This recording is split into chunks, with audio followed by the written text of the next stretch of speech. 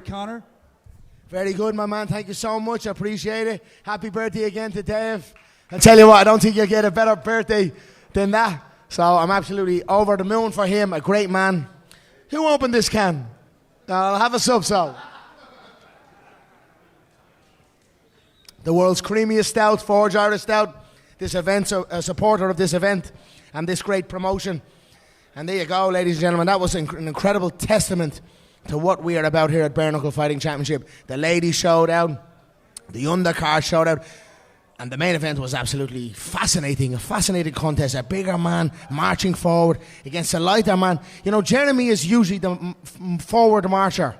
He would usually march forward with his punches. And he actually had some good lateral movement, and, you know, he had some good evasive movement. He started the first round, cracked Mike a few good cracking shots, and then Mike withstood it. And, you know, he didn't adjust his game plan. You must adjust your game plan. And Jeremy had the tools to do that. You know, stick and move around, go side to side. Michael is flat. He's like fucking Terminator, just like a robot. You know, if you stick and move, pop him in the jab. You know, Jeremy could have adjusted. However, he done himself and his team, and, you know, an incredible service. And I can't wait to see what's next for him. And the early fights, all of them top tier, also full of excitement.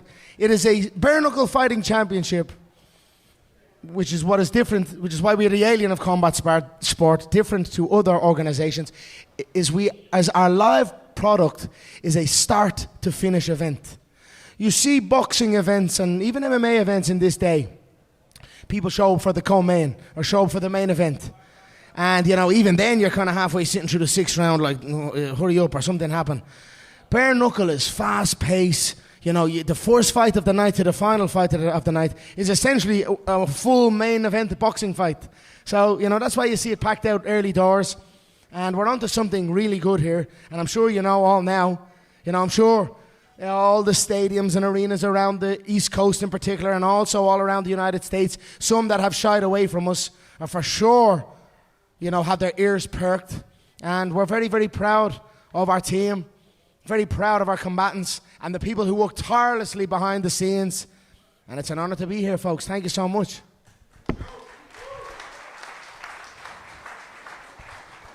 Conor, what a powerful duo you and Senior make. What plans do you have in the next year to grow it exponentially from topping tonight to next year? What do you plan to do? Conor McGregor Senior and Dave Feldman Senior, two seniors. Shout out my little family back home. I love and miss them so much. Conor McGregor Jr. They're watching back home, glued to the TV as their father made the walk and, you know, done my thing. And my son said to my mother, or to my baby, to his mother, my fiance, "Holy aura, oh holy aura," he said. And I thought that was amazing.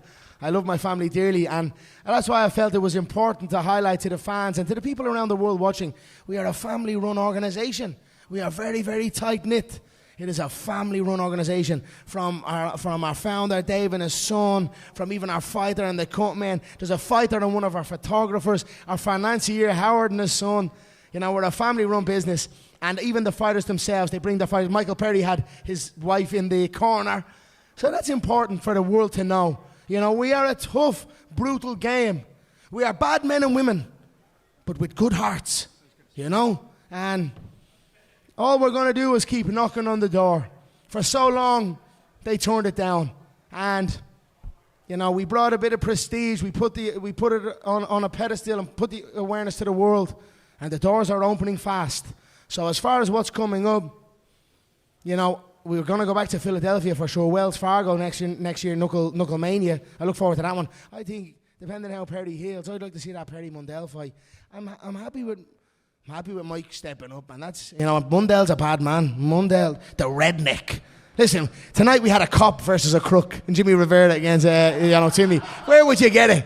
The cop versus the crook. It's incredible, and you know. I love it. I absolutely. It's not. I'm not just saying it because I'm in on this. I absolutely love this. And from the moment I came in and saw it live, I knew I was going to be a big part of this.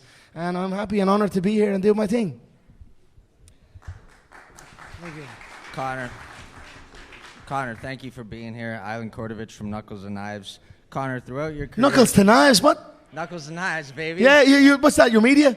That's my media. Lovely. When did you set that up? The first time you said it in a There you go. So I raise up, so I say, we're the alien of combat sport. go. And may our combatants turn their knuckles to knives. Here when you're good, and I'm all right. Awesome. Mr. Knuckles to Knives, how are you doing? Good. Oh, you want a cut? Give me a cut, yeah? I had to take that one from you, man. Thank you. Okay, so Connor, throughout your career, your words have carried immense weight. From press conferences to personal interviews, you've delivered lines that have not only entertained but inspired millions. Many of your quotes have taken on a life of their own. Even Mike Perry used one tonight. Was this influenced by anyone growing up, or has it always been something that came naturally to you? I was always interested in Muhammad Ali as the first man who got me into combat sport. And I love Bruce Lee as well and his philosophies. They're the two men that kind of led me into combat sport, real combat sport. I did like the WWF back in the day. And not necessarily, I'm just who I am. I'm a happy-go-lucky Irish man, with love in my heart and, trust in God. And I like to have fun, and that's it. I say it as it is. I don't put too much thought into it. I let it fall where it falls. And anytime a fighter or someone honours me in that way by giving me the respect as Michael did tonight, I appreciate it greatly, and the respect is returned for sure. Connor up front. Leo Kaya with Uncrowned. Congratulations on a great event, by the way. Thank you so much. Thank you. Absolutely. We are aware of your accomplishments as a fighter yourself, but being a promoter is something that you took on not too long ago. Are there any similarities that you could draw between the excitement and preparation that goes between being a fighter when you were at your peak, being the guy on the cage in the ring, versus being a promoter and promoting these guys, uplifting them and promoting the event? Yes, I've been just promoting the bare knuckle, or come on board as a promoter and owner of the bare knuckle, not for how long, a year or so. But I'm doing it a long, long time. I came up through the school of the Fertitta Empire, and with Dana White at the helm, and I was the protege. And I tell you this, and this is why we must really, really, really put our maximum respect and support behind our combatants in here, because to fight as well as promote is the real deal. To promote on its own is easy, and also, coincidentally, to fight on its own is easy. People don't really realize that. You get these fighters, they come up and it's no one cares about you. You rock in under the radar. No one asks you a question. You get to show up and have fun and do your thing. And there's no stress of outside world, and it's perfect. Then when you rise, you've got to add this promotional element to it. And both of them combined is incredibly draining. And I wouldn't be the first to tell you, it almost broke me. And to be honest, maybe it did break me as I went on and I achieved massive success and global, out of this otherworldly superstardom. It overcame me at times. So to promote and fight at a high level deserves support and respect, and that is what I'm here for, to ensure that is what happens. To promote on its own, it's absolutely amazing. I put on a nice suit, I put on a nice watch, it's what I love to do. So, but don't get me wrong, I missed the fight game, and I'm excited about what's ahead. I know Dave wants me in the bare knuckle. The UFC are concocting a new contract deal, or whatever's going to happen, I don't know, we'll see. We'll take it day by day. But God is great, and I thank him every day. Connor, glad to have you here down here. Jeremy Weil with the Throwing Hands podcast. It's been mentioned in the past that the BKFC isn't interested in having two division world champions. What made you guys put the Redneck Mundell up against D-Day Dyer? Has that been announced just now? When was that announced? Tonight?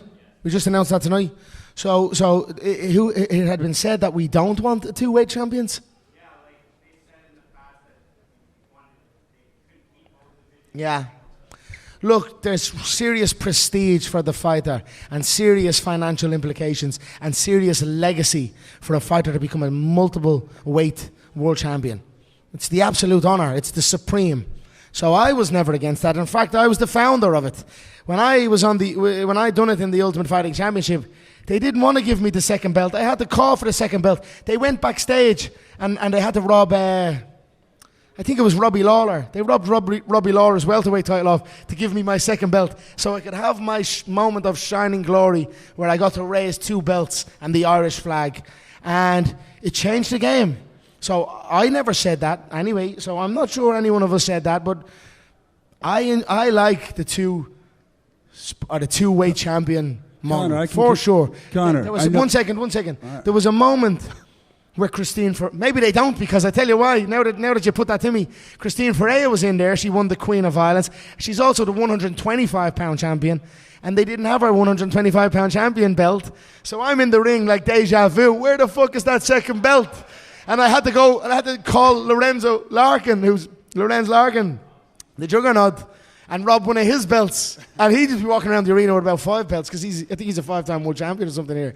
But he gave us one of our belts, and Christine got to have that shining moment that puts her on the stage that she deserves. The pound-for-pound #1 female fighter on the planet. And I'm all for it. Mundell against Josh. That's Mundell's fearlessness, going up a weight for his legacy. And, let's see what happens. What date have we got that again, gents? What day? What? November 15th. They November announced it on the 16th. And then the Knucklemania is Philadelphia, February sometime. Not that real. But let's see how it shapes out. Options are a beautiful thing in the fight game, and we have plenty of them here at the Bare Knuckle Fighting Championship Organization.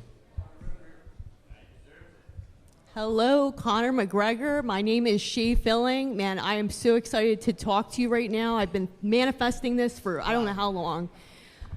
Who do you have your eye on for the $25 million tournament? And I'll tell you who I have mine on. Leonardo Perdomo. I interviewed him, and I believe he will be the one to win that. Who do you think? This is the heavyweight. This is the heavyweight super tournament that we have on the line for the $25 million prize.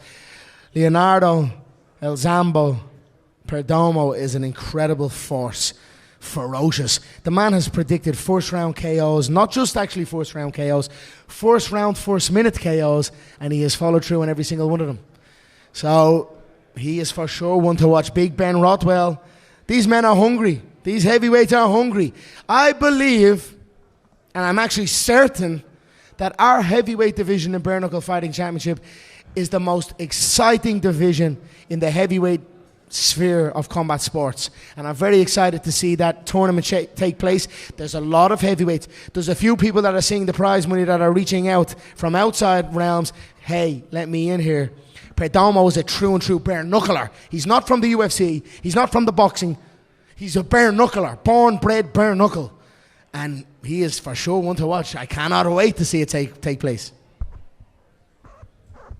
Conor, congrats for all the card and for all the amazing night for Bare Knuckle.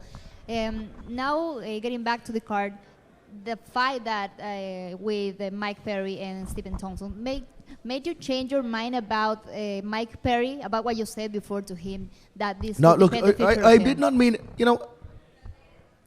I did not mean that out of disrespect to Perry, to be honest. I meant it out of, I know how ruthless this business is. It's a ruthless business.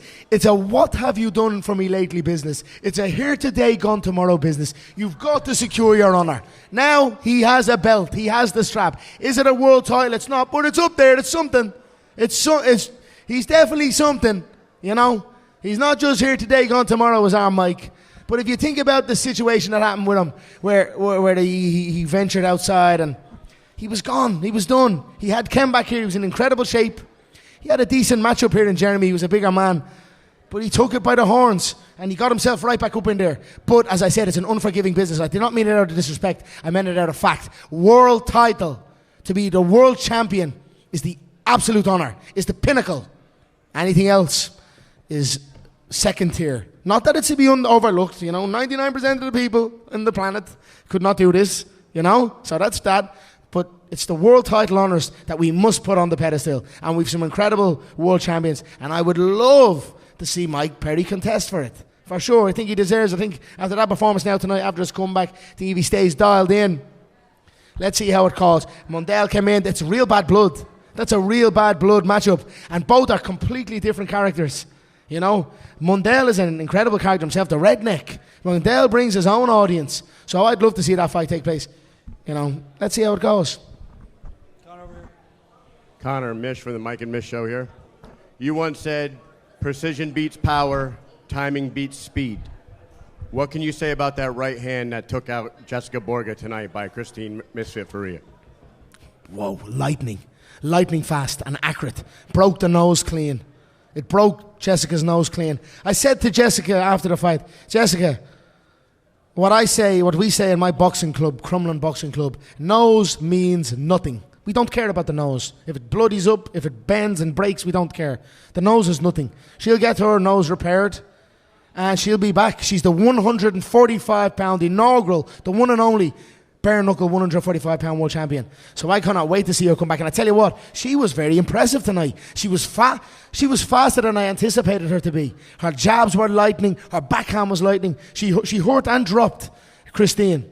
But Christine was patient and a little bit more heavier set. You know, it can work. It can be for or against. Christine moved up in weight, so she was a little bit more chunky and full. But she was still lean. She wasn't, you know, sometimes if you go up in weight, you don't have to train as hard, so that can work against you. And then Jessica had to come down in weight. And I thought she handled the weight cut very well. She looked tremendous.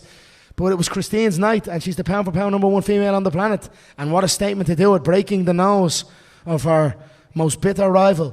That's not done yet. You know what I mean? Something more will come of that. Christine will move on, and Jessica will be back. And that women's division is on fire in bare knuckle. That's right. Bare Knuckle Fighting Championship, as you've been saying, has been on fire. Conor McGregor, thank you for joining us. One of the owners of Bare Knuckle Fighting Championship. Give it up for the notorious one himself, Conor McGregor. Thank you, Conor. To all our media members here, and all our staff here at Bare Knuckle, and all the people at the Prudential Centre, and all the people around New Jersey, thank you so much for your support and your dedication and your time. It means an incredible amount to me and our team. Thank you so much, and I'll see you next time. God bless. Ladies and gentlemen, Conor McGregor.